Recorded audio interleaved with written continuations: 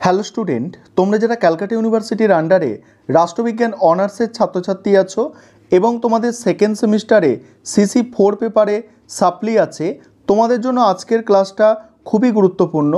আজকের ক্লাসে তোমাদের সেকেন্ড সেমিস্টারে CC4 পেপারের সাপ্লির সাজেশান নিয়ে আলোচনা করব। এই প্রশ্নগুলো তোমরা তৈরি করো, তোমাদের সাপ্লি ক্লিয়ার তো হবেই, তার সঙ্গে সঙ্গে তোমরা ভালো নম্বর পেয়ে পাস করবে। দেখো, প্রথমে 15 নম্বরের প্রশ্নগুলো আমি আলোচনা করছি। 15 নম্বরের প্রশ্ন মডিউল 1 থেকে আমি মোট প্রশ্ন রেখেছি 5টা। এর মধ্যে প্রথম 4টে প্রশ্ন তোমরা অতি অবশ্যই করার চেষ্টা করবে, কারণ 4টের মধ্যে তোমরা একটা কমন পেতে চলেছো। প্রথম প্রশ্ন, ভারতের নির্বাচন কমিশনের কার্যাবলী ও ভূমিকার মূল্যায়ন করো। দ্বিতীয় প্রশ্ন, ভারতের রাজনীতিতে শ্রমিক সংগঠনগুলির ভূমিকা বিশ্লেষণ করো। 3 নম্বর প্রশ্ন, সমকালীন ভারতীয় রাজনীতিতে কৃষক সংগঠনগুলির ভূমিকা আলোচনা করো।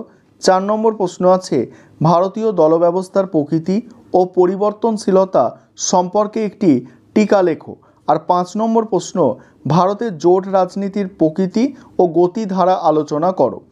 তারপরে দেখো মডিউল 2 থেকে আমি টোটাল প্রশ্ন রেখেছি তোমাদের 5টা প্রশ্নের মধ্যে প্রথম 4টে সবথেকে গুরুত্বপূর্ণ, তবে তোমরা 5টাই করার চেষ্টা করবে। প্রথম প্রশ্ন যেটা আছে, ভারতের রাজনীতিতে ধর্মের ভূমিকা বিশ্লেষণ করো। দ্বিতীয় প্রশ্ন, আঞ্চলিকতাবাদ বলতে কী বোঝো। তারপরে এর সঙ্গেই আছে, ভারতে আঞ্চলিকতাবাদের উদ্ভবের কারণগুলি আলোচনা করো। 3 নম্বর প্রশ্ন, ভারতে পরিবেশ আন্দোলনগুলি সম্পর্কে লেখো। 4 নম্বর প্রশ্ন, ভারতের জাতীয় মানবাধিকার কমিশনের গঠন ও কার্যাবলী লেখো। 5 নম্বর প্রশ্ন, ভারতে উপজাতির সমস্যার প্রকৃতি ও গুরুত্ব লেখো। এবারে 10 নম্বরের প্রশ্নের সাজেশান নিয়ে আলোচনা করব।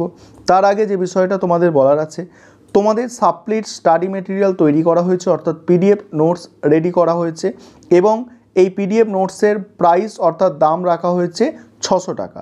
তোমরা যদি কেউ পারচেস করতে চাও, সেক্ষেত্রে তোমরা এই নম্বরে হোয়াটসঅ্যাপ করতে পারো।